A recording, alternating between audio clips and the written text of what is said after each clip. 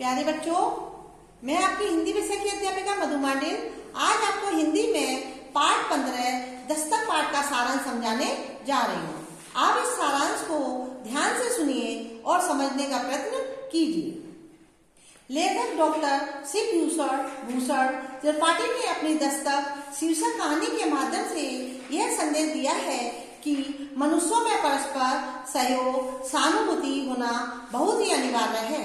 इन भावों से मनुष्य एक दूसरे की मदद करने और सद्भाव रखने से एक दूसरे के प्रति अपने मनुष्य होने की अवस्था का ज्ञान करा देता है। लेखक सदैव ही समाज सेवा के लिए तत्पर रहता है।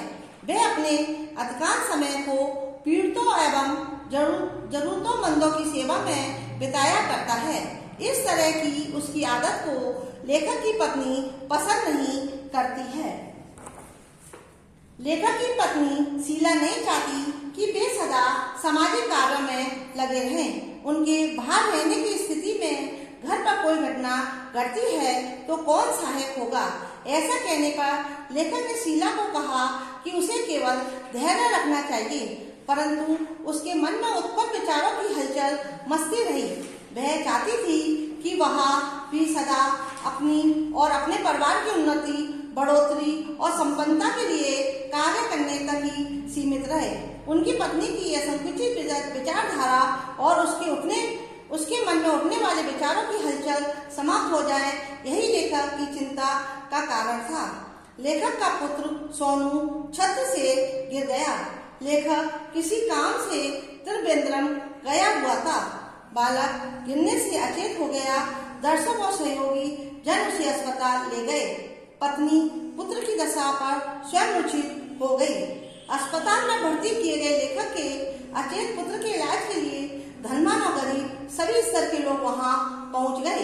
इन सहयोगियों की भीड़ को देखकर वह भी अचंभे में पड़ गई।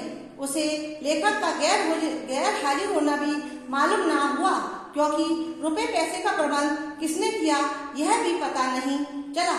लेखक कहता है, जो भी धन सोनू के लिए खर्च किया गया उतना ही वह स्वयं भी एकत्र नहीं कर पाता। पूरा समाज उस दिन अस्पताल में इकट्ठा था। लेखक ने सदा ही समाज की चिंता की। उस समाज की सेवा में समाज की सेवा में तत्पर रहता था।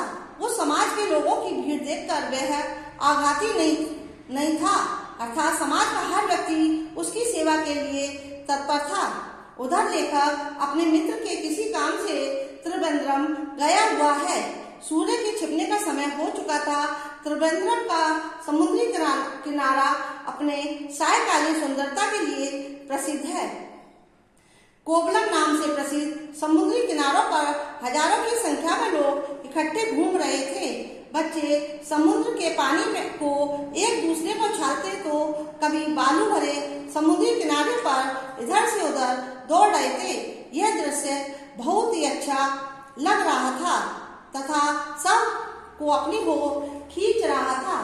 लेखक के पुत्र सोनू को अस्पताल पहुंचाने में सहायता करने के लिए जुटे लोगों की भीड़ को देखकर लेखक की पत्नी शीला को यह विश्वास हो गया कि लेखक द्वारा समाज के लोगों की सहायता करने के सिद्धांत का नियम का यह प्रभाव है, जिससे लोग सोनू की सहायता धन और बल दोनों से करने के लिए जुटे हुए थे।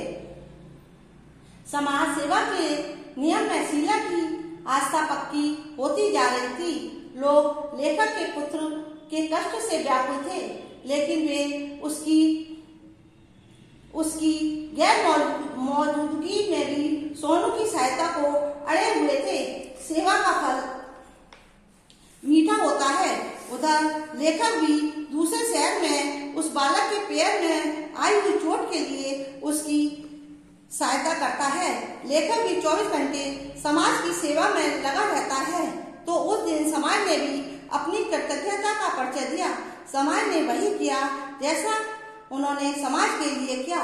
बच्चों, हमने इस कहानी से ये जाना कि भलाई का नतीजा भलाई से ही मिलता है।